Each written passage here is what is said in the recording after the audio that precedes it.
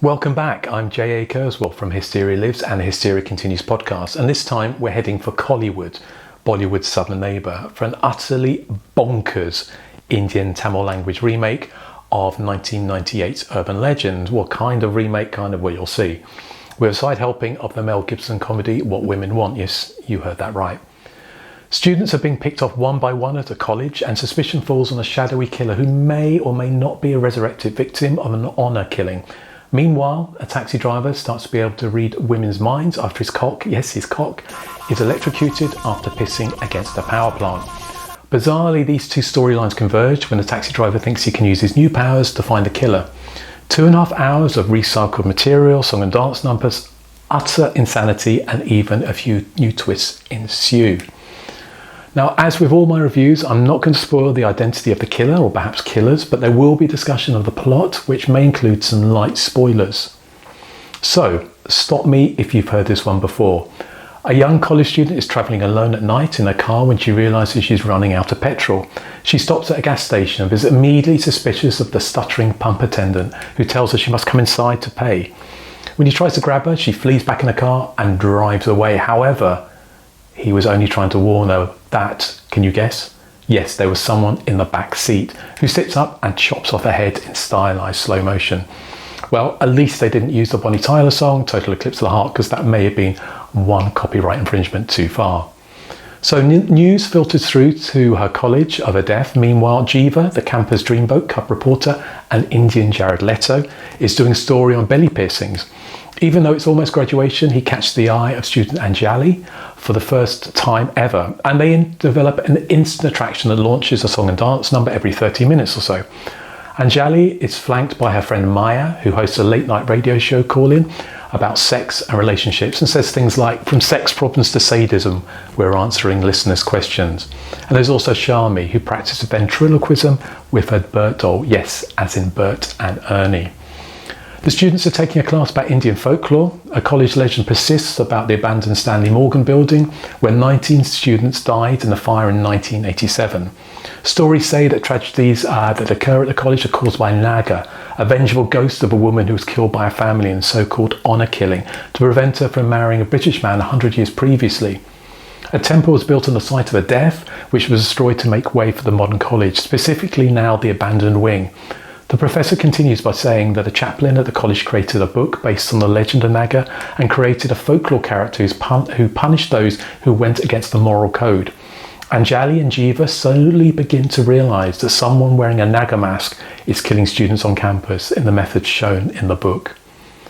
Now, Whistle was just one of 4 Indian language slasher movies released in 2003 that took inspiration, or when I say inspiration, maybe ripped off, earlier 90s North American slasher movies. Shh was closely modelled on Scream, whilst Kuch to High used I Know What You Did Last Summer as its template, although it also recreated the gas station scene from Urban Legend in its entirety. If you've seen any Indian language slasher movies, you'll know they're usually peppered with highly stylised day-glow song and dance numbers that do little to advance the plot, including one here that bizarrely seems to extol the virtues of the humble beetle leaf. They seem to be used as a substitute for sexual tension, with lyrics such as, it tasted stolen, ripe fruit, it's a caressed unripe fruit, and this film is no exception. So the film closely follows the structure of Urban Legend and recreates whole sequences from that film with slight variations, including the attack in the woods with a killer hanging someone from a tree, the chase sequence at the radio station, and the don't turn on the light scene, which substitutes the angry goth for an intravenous drug user. However, where the film takes a decidedly left turn is the inclusion of the character Saga, the gurning taxi driver who gains the ability to hear women's thoughts after getting his nether region zapped. Whilst most Indian slashers feature comedy characters, they're usually more integrated into the main plot. Whereas Saga's story briefly intertwines with the main narrative when he makes a bungled attempt to find the killer, it plays mostly separately as a spoof variation of the 2000 Mel Gibson comedy. It spirals into a different realm entirely when another electric shock means he can hear only animals, which leads to a jaw-dropping scene where he tries to prevent a horse from sexually ravaging a portly woman who the animal thinks looks like an elephant.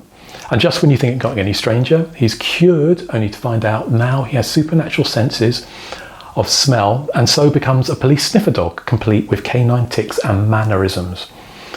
So shorn of the song and dance numbers and this decidedly oddball diversion, Whistle itself would still be a highly eccentric cover version of Jamie Blanks' film. The whistle of the title refers to a flashback to a school whistle party where kids blow whistles and throw paint at each other, which results in a tragedy that drives the motivation for the killings in the present day. There are a few changes, such as the inclusion of a character in drag for some reason being killed and that Bert doll being splattered in blood. Although the climax of the film plays to very similar beats, or very familiar beats to, if you know urban legend, it does change things up a bit with the revelation of the killer or killers and features a full-on, also almost martial arts style fight scene that has to be seen to be believed. Indian slasher films from this era can be an acquired taste. I saw a horror film at the cinema in South India around this time, and the sound was turned up loud enough to hide the sound of people chatting on their phones. Now, it really was an assault on the senses and quite the experience. So not for everyone, but those with a taste for something decidedly familiar with an exceptionally gonzo twist should find plenty to dine out on here. So I hope you enjoyed the review. Subscribe for more reviews of obscure and not so obscure slashers and gialli.